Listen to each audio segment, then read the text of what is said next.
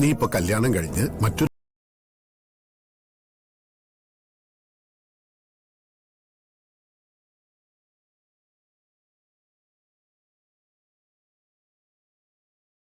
നീ ഇപ്പൊ നോക്കേണ്ടത്.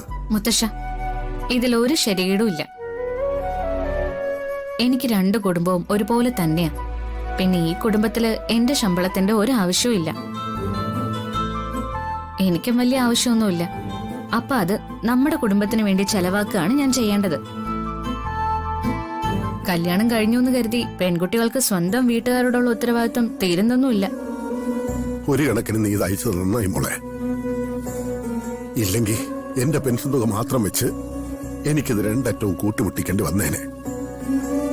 അത് സംഭവിക്കുന്ന വിഷമത്തിലായിരുന്നു ഞാൻ. മുത്തശ്ശ, അത് നമ്മുടെ അനീഷേട്ടന്റെ ശമ്പളോ? അവൻ ഇനി എവിടെ നമ്മളെ ശമ്പളം? അവന്റെ ജോലി പോയില്ലേ? മുത്തശ്ശ, അനീഷേട്ടന്റെ ജോലി പോയിന്നോ? ആ, അത് നഷ്ടപ്പെട്ടു മോളെ. കമ്പനിയിൽ നിന്ന് അവരവനെ പറഞ്ഞു വിട്ടു.